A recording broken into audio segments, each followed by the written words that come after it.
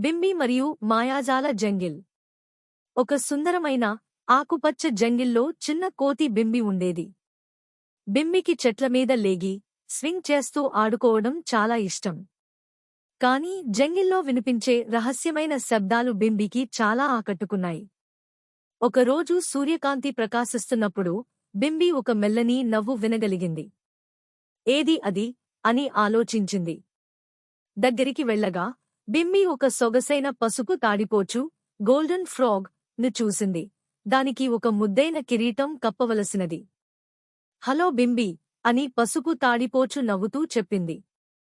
నేను చీకు, మాయాజాల తాడిపోచు.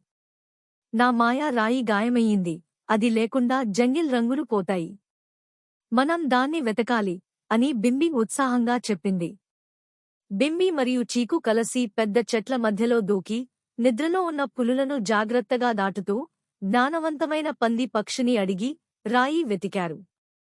చివరికి రాయి నది మధ్యలోని నీళ్లమీద ఉన్న ఒక లిల్లీ ప్యాడ్ మీద ప్రకాశించింది. బింబి జాగ్రత్తగా దిగి రాయి తీసుకుంది.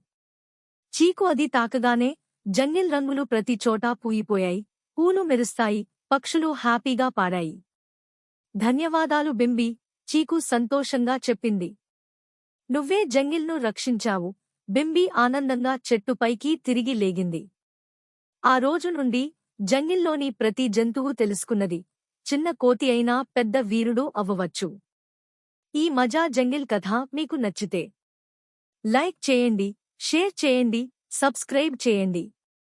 బెల్ ఐకాన్ మర్చిపోకండి మరిన్ని కథలు వెంటనే వినటానికి.